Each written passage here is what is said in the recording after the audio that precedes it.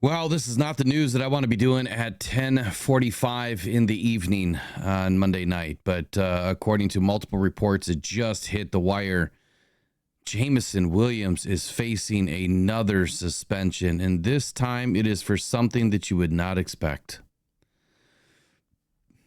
I'm so disappointed right now. The Detroit Lions have taken so many hits this season, so many losses to injury.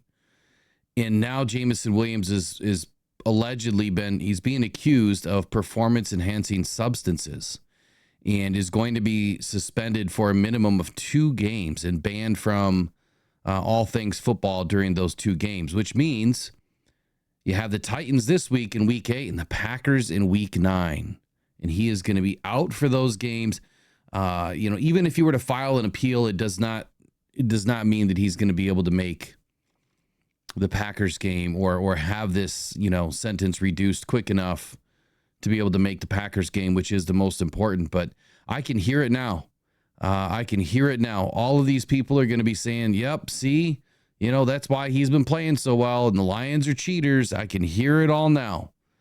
But let's get right into it. All right. So first article coming from Newsweek. Lions Jameson Williams is facing a 2-game suspension for violating the NFL policy. This was published just a few moments ago. I'll just read it. In what is a huge development surrounding the red-hot Detroit Lions, the team could be without their star wide receiver, Jameson Williams, for the next 2 games. Williams has reportedly violated the NFL's performance-enhancing drug policy. According to Ari Mirov, facing a 2-game suspension for violating the NFL's performance-enhancing substances. Was piggybacked by Eric Woodyard. Jameson Williams is disappointed with the current suspension, but says he has no choice but to take it on the chin. So it sounds like he's not going to appeal.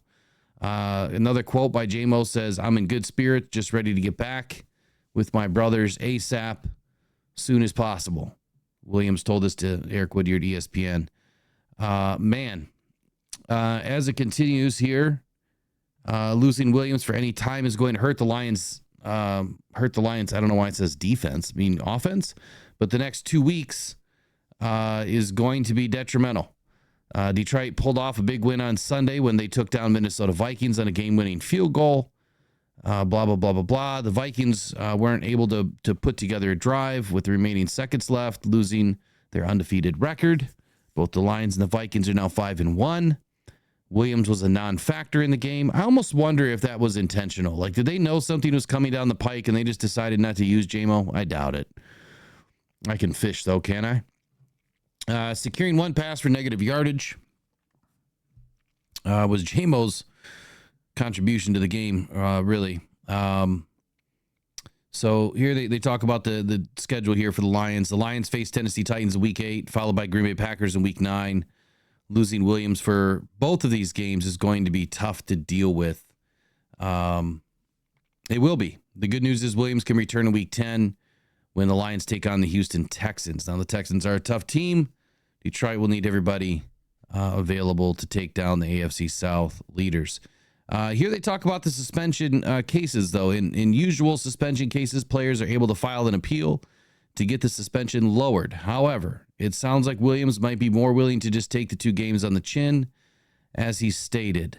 There are no details about what performance-enhancing drug Williams was flagged for, but that information will likely come out very soon. I am interested.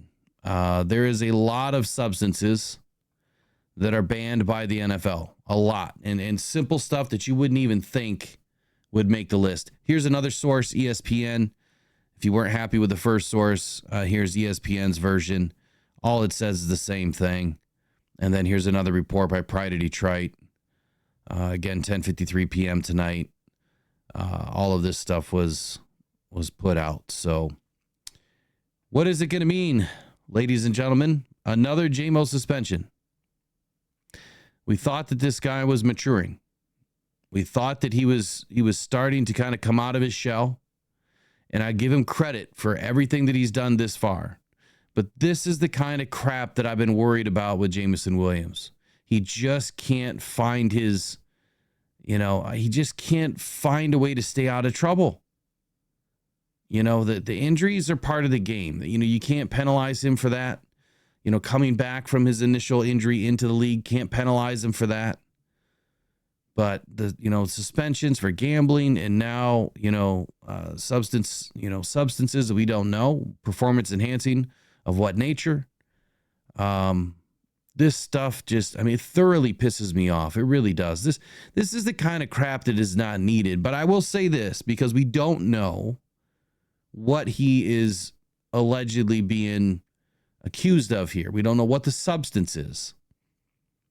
If it's steroids, I'm going to be heated, right? But if it's something that's off the shelf at GNC that he didn't know what was in it, or that there was a product, a byproduct or some chemical that was in it that flagged during a urine test, that crap can happen. It happens all the time. But that's why a lot of these guys all kind of take the same stuff, use the same stuff, because it's been, okayed by the NFL. So we'll find out in the coming days, but Jameson Williams is more than likely not going to be suited up for the Titans game and the Packers game. The Titans I'm less worried about. We've got Allen Robinson to step up in his place. Not that he'll even be needed. We still have Tim Patrick that can play in his place. Lions are deep. That's a good thing here. We are deep on the offense.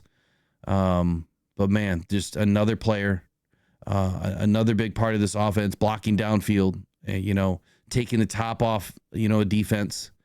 This is going to limit some of those things that we've been doing this season. So this is huge. Really disappointed, JMO. Really disappointed, man. Let's get back to football. I'll see you guys tomorrow. Have a good night.